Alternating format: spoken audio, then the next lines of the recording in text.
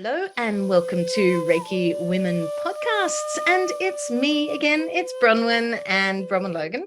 And I'm here, of course, with Carrie, Varella, and Michaela is, preparing for a birthday or something very exciting like that. So we are, so it's us today, and we thought we'd have a bit of a discussion on the topic of self-care. So something that within the system of Reiki, we might also call it self-healing. But if we call it self-care, we're taking that time to think about it in something that's ongoing, something that we do to ensure that we stay well and healthy. And we're also going to look at the idea of energy maintenance. So I thought that sounded, well, that was Carrie's idea, and I thought it sounded very cool. So that's where we're up to. And so, Carrie, you can begin. What are your thoughts on all of this? Oh, well, I found, that energy maintenance and just regular self-care is a really part of my life. Not just as a Reiki practitioner, but as a mom, as a human, and finding the time to do that for myself can always be a little bit of a challenge in my busy household with my 2 young kids. So I'm always on the hunt for, quick and easy self-care routines that, get me into a more balanced state. I'm also really interested in the ideas of like how I can balance my energy as a Reiki practitioner. And I think that there is, and rightfully so, a lot of dialogue around Reiki does no harm, and that the energy that you might experience in a Reiki session, it's natural, it's balanced in and of itself.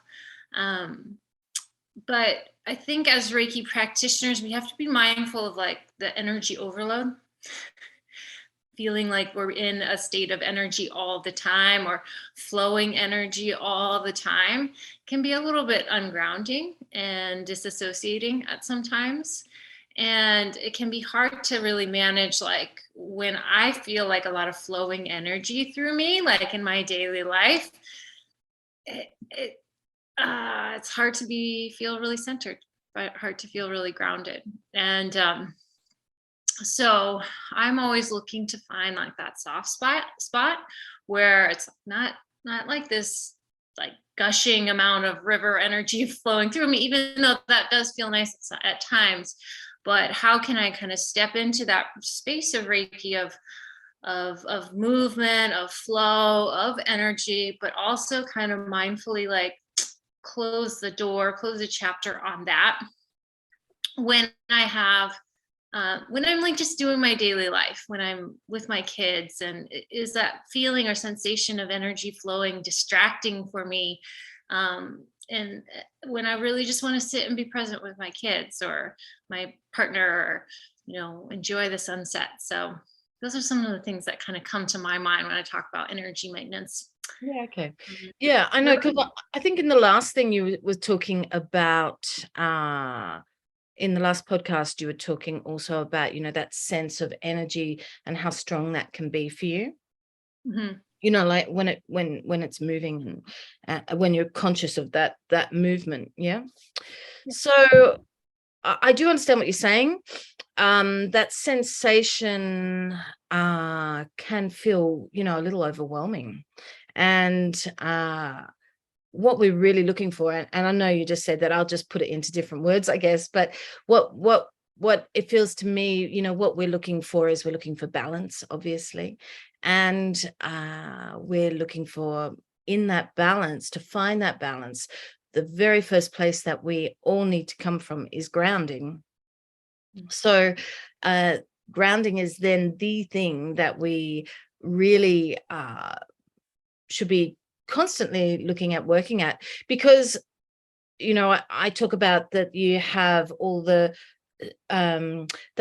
what you want is to bring into every moment of your life. You want to bring in your consciousness, up into your consciousness, this sense of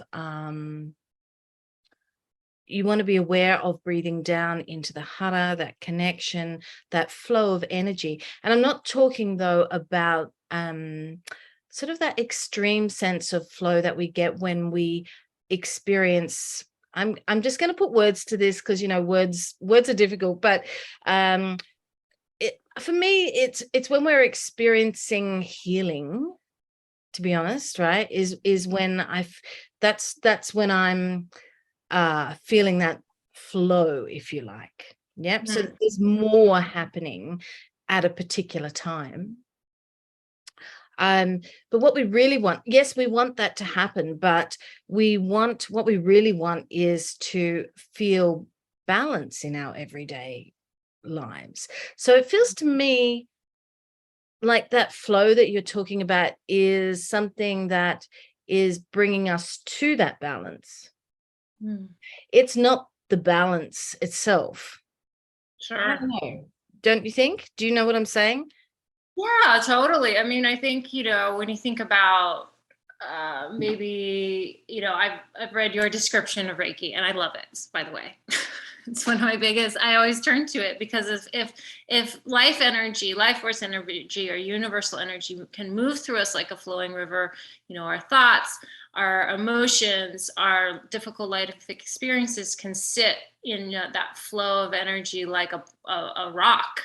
Yeah. Right. And so to release those blocks can be feeling. Almost, yes, like it's a tremendous flow of energy, but you know, just like with everything, it's like too much is also a problem, and too little can be a problem too, or in that moment. But there's times where I feel it in my daily life, and one of the things that I think is really powerful as a maintenance piece, or things that help Reiki practitioners and just people in general, right, that maybe are sensitive to energy, is exercise, like, and particularly yoga for me is like that main thing. When I'm just feeling energy overwhelmed, am I feeling a lot, am I just can't really seem to find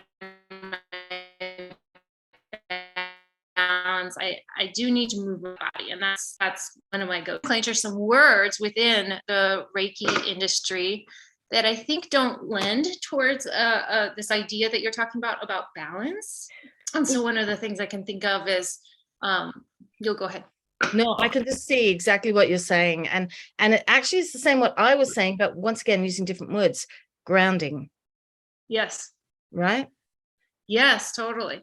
So you're getting back to the physical, which is, you know, the earth connection. And it is that sense of that, and how that helps bring all that excess of what is happening and allows you to settle and be in that space. And you can be in that space and still have that sense of consciousness and awareness and balance. That, you know, that's what you find, as you say. Yes. No, grounding is it's an amazing tool for self-care and maintenance, because a life is very grounding. You know, we have we drive our cars, we have, you know, our devices, we have you know, a lot of modern conveniences in our life that make life move at a very fast speed, much faster than probably the way our ancestors navigated their life. I mean, if they wanted to go visit, you know, you in Australia, for me, it would be like a 6-month-long boating adventure, something like that. But now I could probably take a flight and be there in 18 hours or something like that. Yeah. So, I mean, so that's one of the challenges, I think, of all modern people. But going back to self-care, I think there's some nomenclature within the Reiki community around, you know, Reiki being a channeled healing, or that you're a channel of energy, you know, you allow that. And I do resonate with that to some degree. But I also feel that within a healing, to really come to a place of healing is to come to a place of, like, maybe a different way of saying it is a place of stillness, and a sensation where there's no need any longer for a feeling of flow or a shift of energy, that that we're in a place of calm and centeredness and openness. And I've really come to value that. And I think that sometimes when we use these languages around, that Reiki is an unlimited supply of energy, there's can be a leaning towards like energy vampirism a little bit, like that, you're just like, like we're consuming energy in our daily life almost as much as we consume, the social media or consume entertainment. And so that can be a little problematic, I think. And well, I'll be honest that I've struggled with that feeling too, of not knowing how really to find my center within the way that Reiki is kind of sometimes commonly discussed. But there's this text within yoga that said that like balance is a blissful awareness. That when we really can come into a state of balance or stillness, or again, like maybe going through a full cycle of healing, and on the other side of it, there's just this peace, there's stillness, and that can also be deeply healing too, and help our really frenetic, frenzied minds. Yeah, I mean, I think there's so much in that, all of that. I think the reason why, we feel, we've sort of just said this before, but I'm going to go through it again. The reason why we feel that sort of flow is because we are shifting and moving things are happening. Yeah. And things are happening because, as you explained before, like the rock in the river, these are things that when things shift and happen, we feel it, and that's a good thing. Okay, it means that things are happening. I do see with different people that we all work in our own pace, in our own way, according to our own, I guess, personalities. And some personalities are people who really love to throw themselves in the deep end and go, yeah, I'm in for it, I'm going to heal now, and everything starts going, whoa, yeah. So, and then there are other people who are just really, just very gradual, no big shifts, but, gradual. So we're all quite different in how we work and how we throw ourselves open to change. Yeah. And change is a perpetual thing. It's not something that just happens and then it's finished. It's always happening in some degree. And when we think of, I'm just saying that it is weird if we are that sort of personality where we go, and lots of stuff happens. But we do have control over that, and we can actually step back from that, and we can take it more easy. And we were just saying grounding can be really supportive of that, obviously. So, and the other thing that you were talking about with energy and the idea of energy and people's idea about energy. Well, like I always say, we're not like a cookie cutter, are we? So we're not like, it's not like my energy, your energy, there, in reality, at the deeper level, there is this sense of total permeation with everything around us. So it's not, I mean, when, for example, if I'm doing the practice Seishin Toitsu, where my hands are in Gasso, I'm breathing in through my hands, down into the hara, back up from the hara and out through the hands.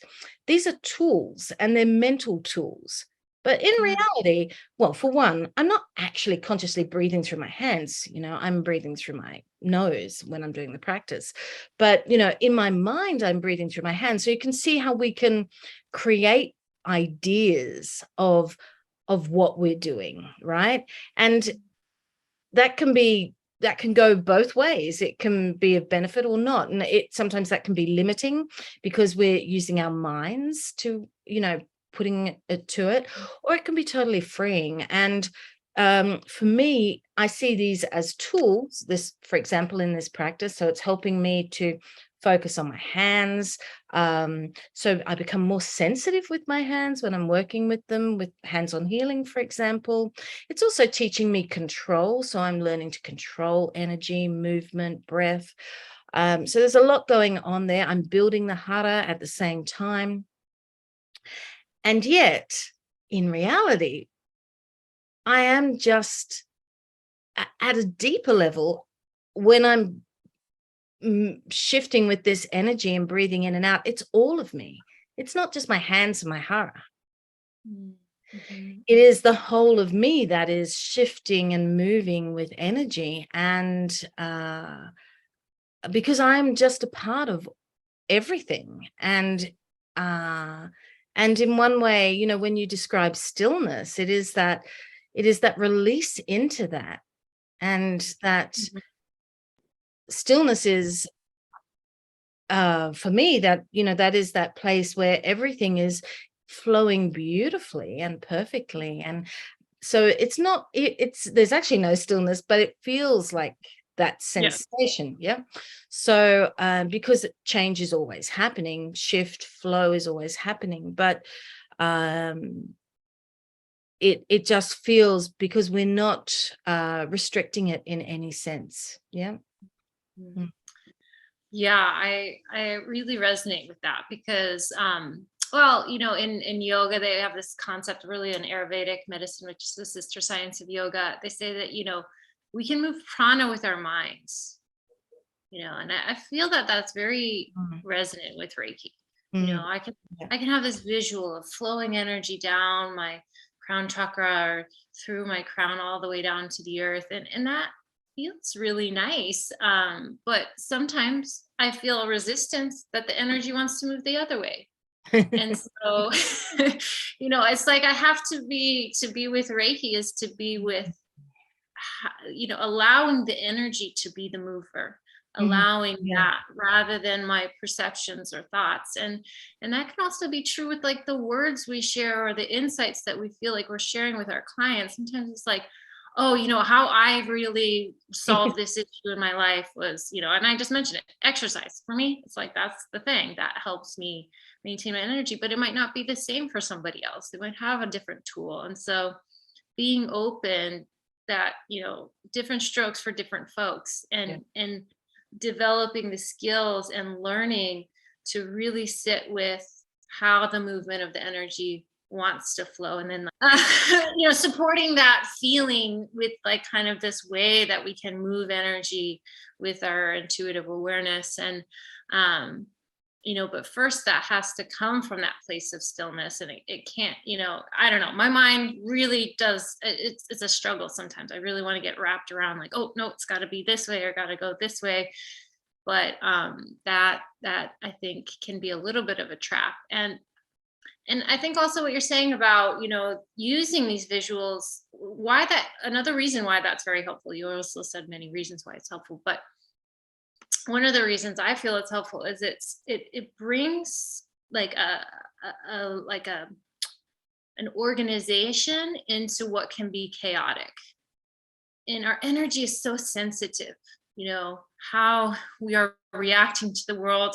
You know, energy is somehow, you know, outside of this physical realm, and it doesn't have, you know, it has this freedom, but that's one of, I think, the challenges of it is that it can be, you know, chaotic, especially when we add in, you know, our nomadic lifestyles and our devices and our fast-paced worlds. You know, it can just be really stir up too much. And so with that, using that analogy of a river, like it's like like learning for ourselves, like when do I need to step into that really calm little spot in the river where just maybe a little sway. There's not so much circulation. It's not so turbid. And I love that it is like people have these different personalities. I'm totally the personality of like deep end, jump me. What about you, Bronwen? Yeah, I can be too. Yeah, way too spontaneous in that sense, and not careful enough. And then I throw myself in and I go, oh my God, I'm drowning. Like, oh, do I know how to swim? I'm not sure. But I learn something every time. In a moment. Yeah, no, I've been there. It's really, but it's exciting. So, you know, the things that I feel like, and I've also, one of the things that I really learned with Reiki is to do things when the energy is there. And I feel this excitement. I feel this insight about getting a project done, or, you know, in my daily life. Yeah. You know, like cleaning my kids' rooms or sorting through a bunch of laundry. It's like just to sit and mindfully do it with intention, maybe with love, and but just do it when the energy's there. And when the energy isn't there, sometimes I have to learn to just sit and relax or rest for a day. And I know then, my energy will return. You use the word, this is because you're talking about energy maintenance. See, that's what I was wondering. Like, for me, that's motivation. Mm. So it's not just energy. There's also, what Yeah. is energy, right? But, for me, I see that it could be a mix of, or any of, mind, body, breath. Mm. And when these three things are working beautifully together in harmony, then we have that lovely balance, which is what we're talking about before. So, and sometimes, I don't know, I'm just thinking that, when the mind is, maybe the mind is, when it's not motivated, for example, then you can call that energy, I guess. And, it can be that idea that, that it's at a lower ebb. So, how do you shift things? I get what you're saying. So work with what you've got at the time is what you're saying. Yep. How do we bring that back into a state of wholeness for us, though? In a how do we, I don't know, how do we find that balance between those three things? Well, it's a great question. And for me, I agree, motivation might be a little different from energy. And I really can empathize with somebody who has like a chronic illness, or, a circumstance in our life that just keeps us feeling stuck in a, like, maybe if there was a big dirty laundry pile and it just sits there. And you can't motivate yourself to put it away. So, every morning you're shifting through it, picking out your clothes and everything's wrinkled or whatever. Just one example. But like that, we spend more energy resisting. That's true. Than just being in that flow. And so like in the Tao Te Ching, they talk about effortless action.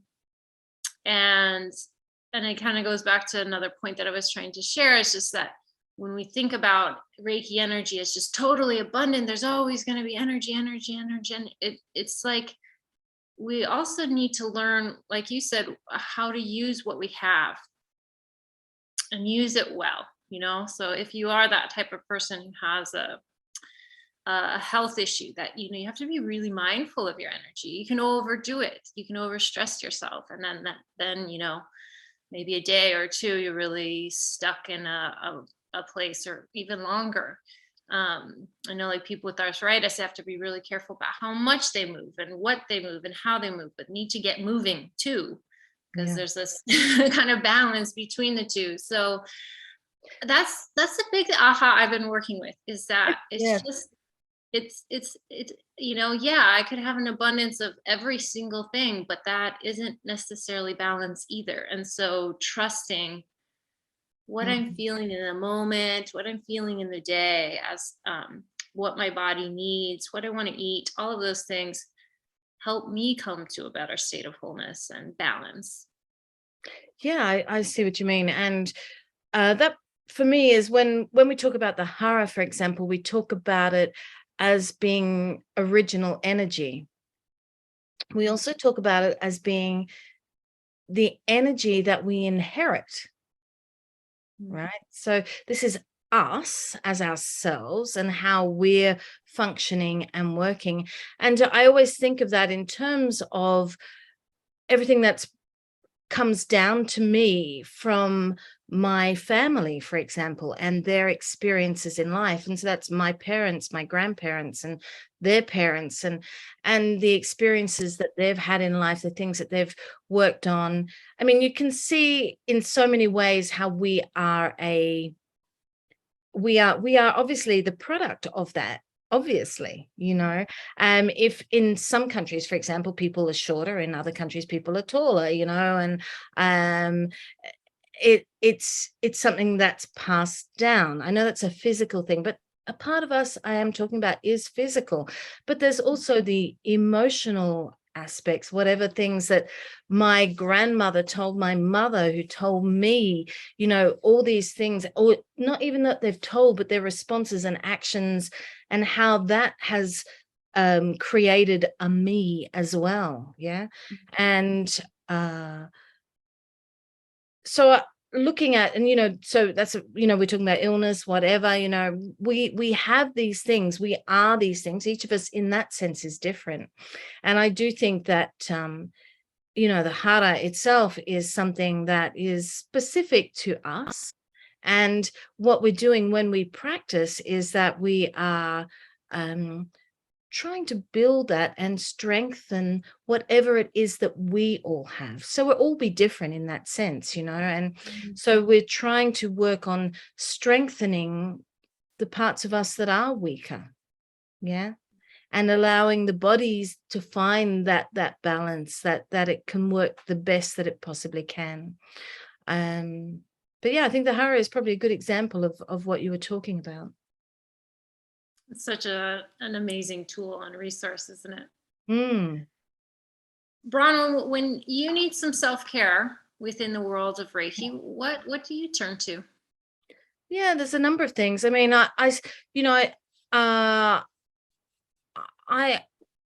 guess for me, if I think about what I'm trying to do, if you like, is bring consciousness to my existence.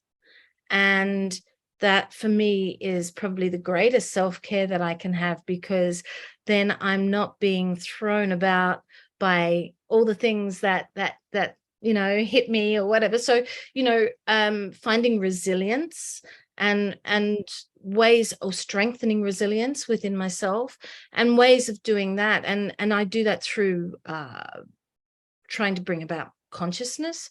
So I would say through a meditative practice that, for me, Joshin Kokyoho is as a formal practice incredibly important to me, because it reminds me that all those things that we've been talking about that are very human, if you like, that I can also let those things go and know that I'm a mirror of the flow of the universe, so I can release those things instead of holding on to them, I guess. But Joshin Kokyoho also broken down, so really focusing on the breath throughout my day. So always coming back to the breath, allowing the breath to take me down into that lovely physical place of centeredness and calmness, bringing the mind down into that, and knowing that there is a balance in that practice. So finding moments in my day where I can just and more moments, yeah, that I can be conscious of my breath, which then connects me back to that Joshin Kokyoho practice. For me, I think that is within the system of Reiki, that is the blessing that it's offered me. Yeah. How about you, Great. Carrie? Well, I love that idea of just bringing consciousness into, the day-to-day life. And, my day, in terms of self-care, it usually just starts with, I really do need a few moments of grounding, of centering before my day begins. So sometimes I find that with my morning cup of coffee. Sometimes I, linger in bed a little bit longer and do some hands-on Reiki. But try to just, repeat the precepts, step into what feels like, the goal of the day is, or what I'm there trying to, what feels really important for me to accomplish in that day. Even though I want to be mindful of, I don't always have to accomplish something to have a good day. And then, a little mindful movement is wonderful too. So often, it might be a yoga class where either I'm doing like a more restorative yoga class where I'm breathing and stretching my body and getting some of my body kinks out on those higher energy days, and more, powerful solar practice.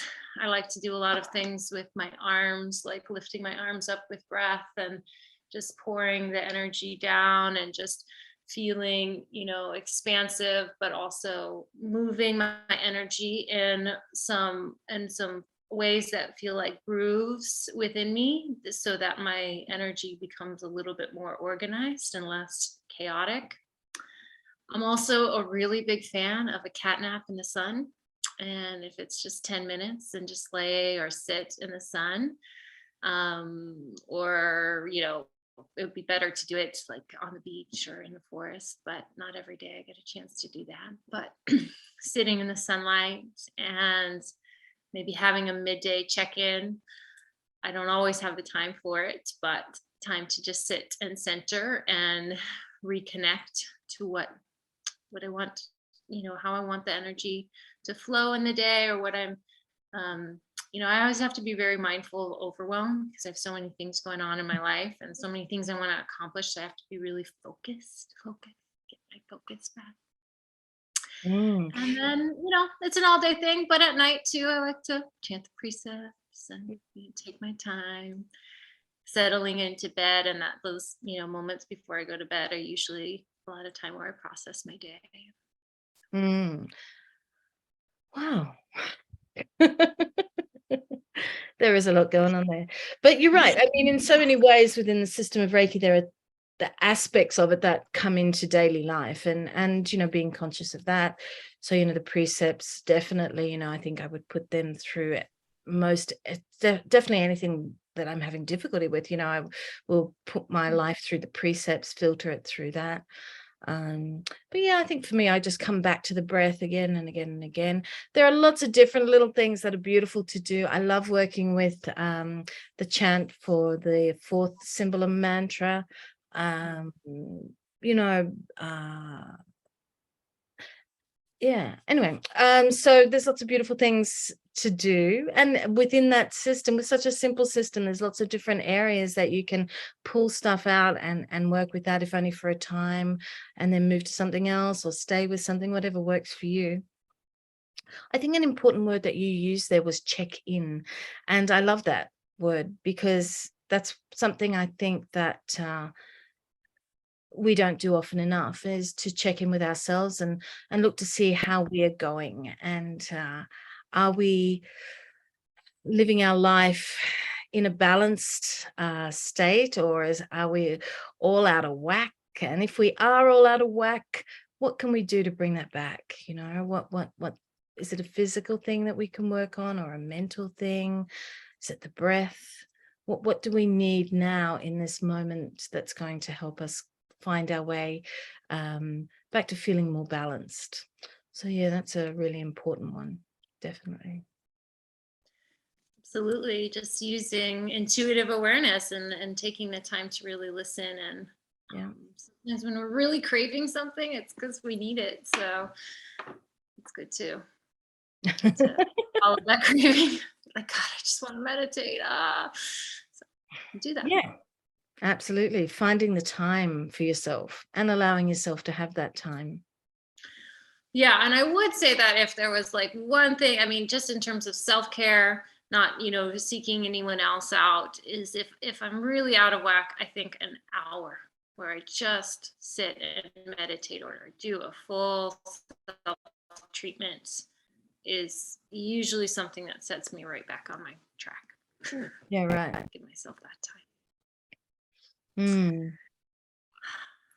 Well, I Well, must say, as I've gotten older, I do feel that I can shift back into balance easier, and I know that is because of having worked with the system of Reiki and the different practices and using tools, to work on the self.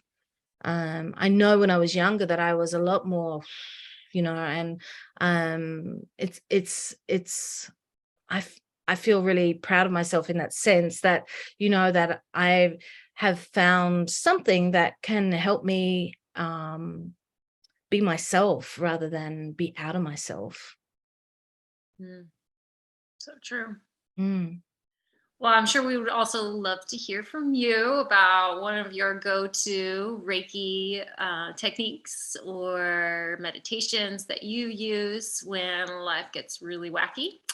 And so please like this episode, share it with somebody who could use a little bit of self-care, energy maintenance. Tell us your hacks and tricks or your short techniques that you use in your daily rhythm to just feel more balanced, to feel more whole. I'm sure we would all learning from each other's experiences. Absolutely. So thank you so much for sharing today with us, and we'll see you next time. Lots of love. Mwah.